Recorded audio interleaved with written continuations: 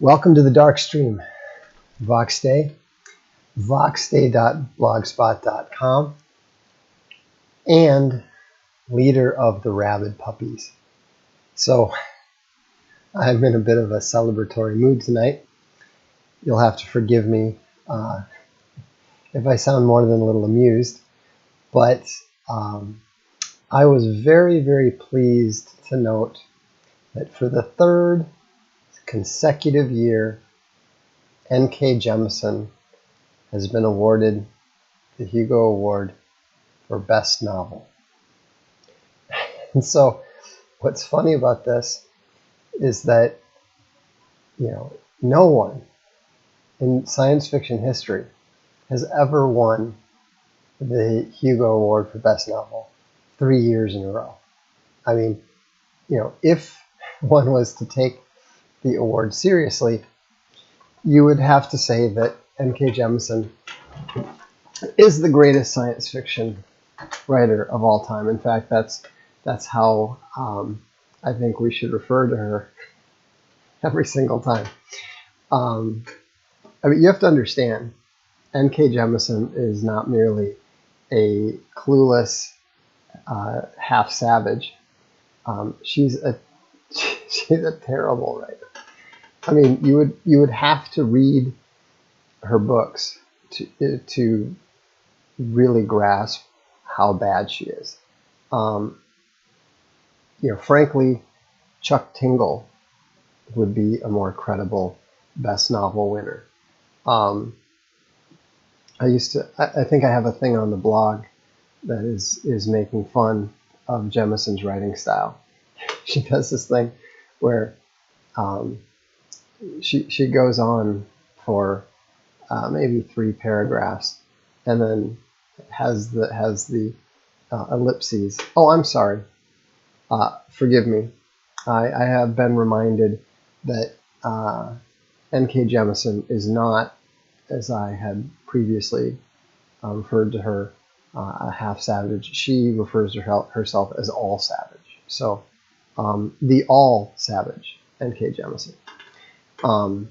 I stand corrected. My apologies. My apologies to Miss Jemisin. Anyhow, you have to read her stuff to believe it. The thing is, probably none of you are at all familiar with anything she's written. Because nobody buys her books. The whole object of the Rabid Puppies was to demonstrate that the Hugo Awards were bullshit. That it was just SJWs giving awards to other SJWs so that they could claim that they're actually good, which they're not. And this was nonsense from the start. We knew it. Larry Correia knew it.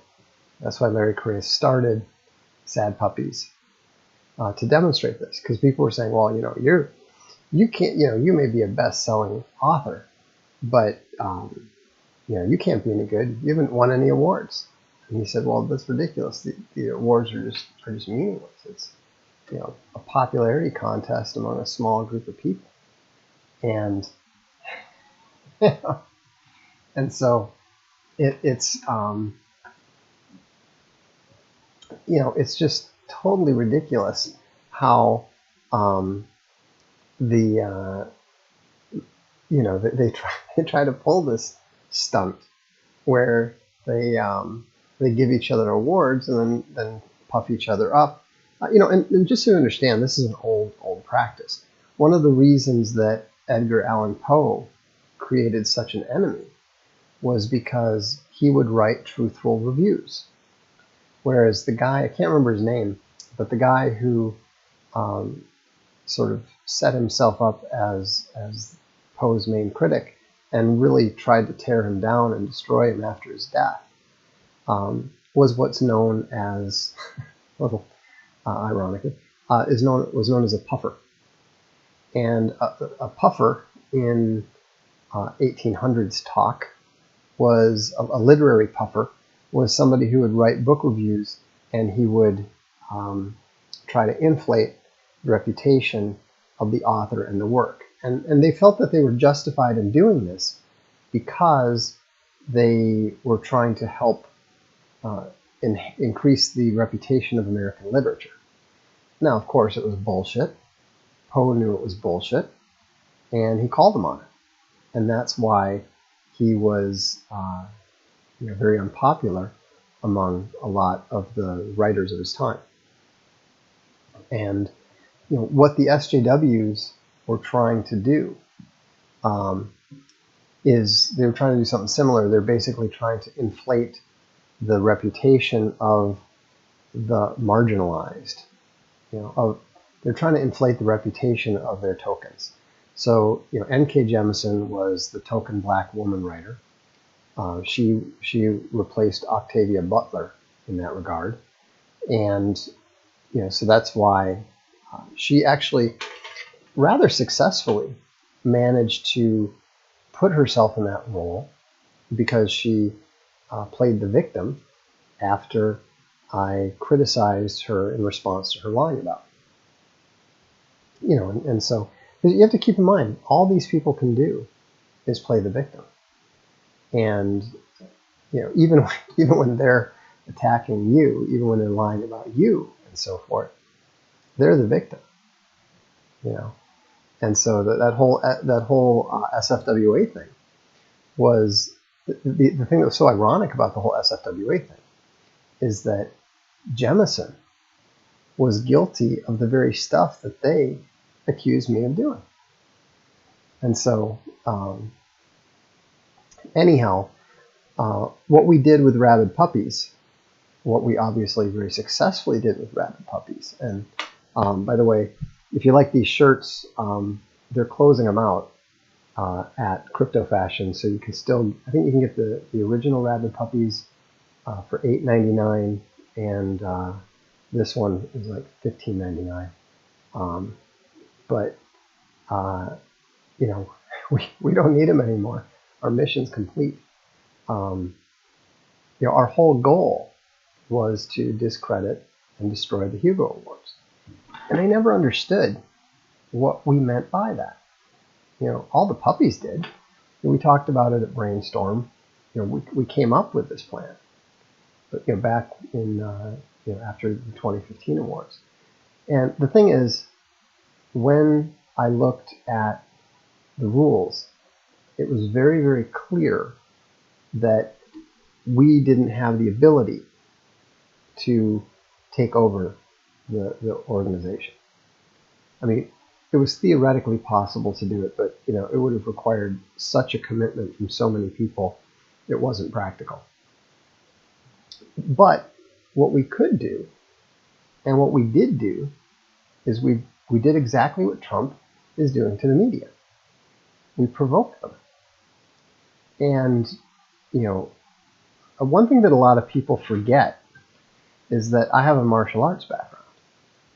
Okay, I spent 6 years doing hard contact, not quite full contact most of the time, but very heavy contact MMA. And what you can do when you are the weaker, less numerous party, even when you can't achieve a goal yourself, you can often achieve that goal if you can provoke your more powerful enemy into reacting in a certain way. And so, I already knew that the response of the science fiction SJWs was to react to us by elevating the people that they felt were a rebuttal to us, a rejection of us. And so the more that we pushed the whole white male whatever theme, and this is where the sad puppies had it wrong from the start. They kept thinking that it was possible to somehow fix the awards and return it to being a meritorious thing. I knew that wasn't possible. But what we could do is we could cause them to show their hand. And so what showing their hand was going to the extreme of what they're doing. You know, and that's what we've seen the last 2 years in a row. You know, not a single man won any of the major awards last night. I don't think they did last year either. I mean, what we've succeeded in doing is turning the Hugo Award from the most prestigious award in science fiction to something that is now, you know, an award that's only handed out to chicks and tokens, and everybody knows it. You know, the Robert Silverberg, you know, who is one of the, you know, legitimate award-winning writers, you know, from the 70s and 80s. You know, he wrote a lot of really good short stories. He wrote a lot, or he wrote a pretty fascinating science fantasy called Lord Valentine's Castle, and where he posited this massive, this absolutely massive planet, and it was a pretty fascinating story. I actually reread it. I think it was last year. I reread the whole series. But you know, they're on to the situation. They now understand how bad the situation has gotten, and they've got a war on their hands now because the tokens don't want to give it up. You know, it doesn't matter what happens now. You know, whether Jemison wins the Best Novel Award again next year, or whether they find some other token black woman to give the award to. I think there's this, my bet would be on this, you know, I have no idea what her name is. It's some African name. She's been kind of winning some of the lesser awards now and so forth. And, you know, they'll probably give the award to someone like that because they understand that just continuing to give all the awards to the same woman is going to continue to further discredit the already destroyed reputation of the award. Because the thing is that every time a mediocre work wins an award, it lessens the value of the award, both for the future and the past value of the awards. You know, when you look at the kind of stuff, you know, the sort of thing that you like, novels like Dune and novels like Foundation and other significant novels, and then you look at the lightweight stuff that started winning in the late 90s. You know, that's when Tor really kind of took over and started becoming more dominant in the voting, in the nominations and the voting. And now it's completely out of control. You know, and you know, so once you understand that action-reaction principle, you can see how people are able to manipulate their enemies into doing things that further the initiating party's goals. And actually, like I said, you see this happening very often with Trump. You know, Trump is excellent at provoking his enemies and provoking his opponents into revealing themselves in a way that renders them ineffective. And you know, that's exactly what the Rabid Puppies did to the Hugo Awards.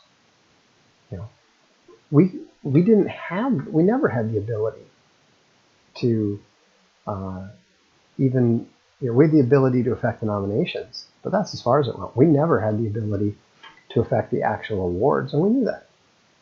You know, we didn't try. But just by putting the scare into them, by taking over the nominations 2 years in a row, that was enough to provoke them into changing their rules. That was enough to provoke them into trying to um, show us up. I mean, you know, Jemison herself actually said it fairly well. Let me see, what did she say here? I put it on the blog. She said, and the funny thing is, the SJWs are trying to say, this is the best acceptance speech ever. I mean, you really have to read it because it does show you what a mediocre mind she has. But let's see.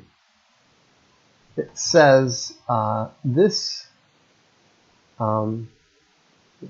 award is okay. This award is a raised middle finger. Actually, Silverberg describes it better. He says, I have not read the Jemison books.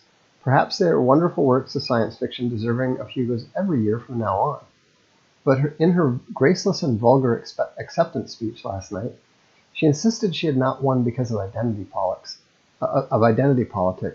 and proceeded to disprove her own point by rehearsing the grievances of her people and describing her latest Hugo as a middle finger aimed at all those who had created those grievances. And the thing is, you know, she's right. And that's what the Hugo Award is. And it is now nothing more than that. You know, all the Hugo is now is a gesture of defiance to those of us who prefer quality science fiction to the mediocre crap being published by Tor Books and by the mediocre token SJW writers that don't understand what science fiction is, don't have any ability to write good science fiction, but have taken over the award systems. And so, you know, it's I find the whole thing to be tremendously amusing, and you know, I'm very pleased to see events having gone exactly the way that we hoped to make them go 3 years ago. So, anyhow, enough said about that. There's one other thing that we have to celebrate today, and I'd like you to check this out. You know, last night we were talking about Archaven and Dark Legion, and I was, you know, very pleased by the fact that 5 of the top 10 best-selling comics in mystery, thriller, and suspense were either Archaven or Dark Legion. So I was kind of surprised when somebody said, hey Vox, you should check out the bestseller list now. Because if you notice, number 2, number 3, number 5, number 7, number 9, and number 10 are all comics that are published by either Archaven or Dark Legion. Now, what's remarkable about this is that we only published 19 comics so far. So can you imagine what the bestseller lists are going to look like when we have 50 comics out there? You know, it's going to be essentially all Archaven and Dark Legion all the time. And this is going to help more and more people discover it. Because right now, probably only 3% of the comics and graphic novel buying world is familiar with the fact that we're even publishing comics. And so this is an important first step, but it's only a first step. And so, you know, I'm looking forward to the day, and the day is going to come when that chart is going to be all Archaven and Dark Legion 1 through 10. I don't know when it's going to happen. I don't know how long it's going to take, but it is going to happen. I like the question from Carl. Are there any comics awards we can use? There's a number of awards. In fact, one Dark Legion comic, Chicago Typewriter, The Red Ribbon, has already been nominated for Best Graphic Novel for the Dragon Awards. I think that will probably end up in much the same situation as the Hugo Awards, but we'll see. You know, it doesn't really matter. I don't have any intention of interfering with the Comics Awards. The only reason that we got involved in the Hugo Awards in the first place was because I was falsely accused of gaming the awards. And I demonstrated, I think rather conclusively, that the accusation was false. People now have an idea of what it looks like when I game an award. And so, one paltry nomination for a novella, that wasn't me. And so, I think that the best thing for us to do is to just play by the rules, let events take their course, and frankly, not worry about it. I've never ever cared about awards. It's never meant anything to me. The reason is pretty simple. In fact, you either care about awards or not. Now I'm not the hardcore Larry Correa. The best indicator of quality is sales. I don't think that's necessarily true. Britney Spears may sell a lot of albums, but she doesn't make the best music. I think there's a place for people deciding what is excellent or what is not. I'll give you an anecdote that might help you understand my perspective. 1 year in high school, I was playing for a soccer team. It wasn't the varsity team. It was one of the younger teams. And it was one of my best years as a striker. I scored a goal in every game. I think we won all of our games except for one. And I think you could have made a very good case for my having been the most valuable player. But I did not vote for myself as the most valuable player, nor did I win the award. And frankly, I doubt that I got very many votes from my teammates. And the reason was that there was a senior who didn't make the varsity that year. And most seniors who didn't make the varsity team quit the sport. If they couldn't play varsity as a senior, they weren't going to play. It was considered kind of humiliating to play at a lower level with the younger teams. He was the only senior playing with us. But he just loved the sport. He just loved the game. And so he ended up becoming our captain. He wasn't close to the best player, even on the younger team, but he was our emotional leader.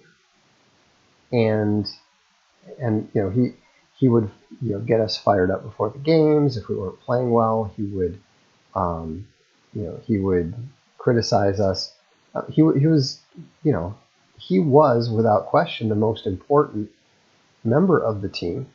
And in fact, the next year, when we all moved up to the varsity and almost the entire varsity graduated, people thought that our team was not going to be very good because the team before us had gone to state. And we kind of shocked everyone the next year by doing really well. I think we finished third in state. At one point, we were actually ranked first in state for a while. And we had this really, really close team that played very, very effectively together. And it was because of the example and the leadership that guy who was no longer there had taught us. It was his legacy to us. But the thing is that my coach was um,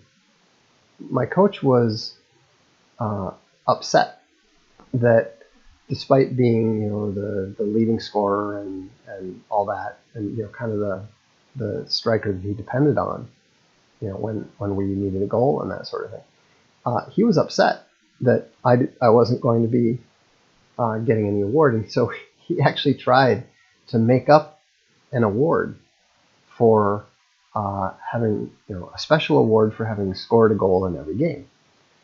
And he mentioned this right before the dinner, the ceremony, whatever it was.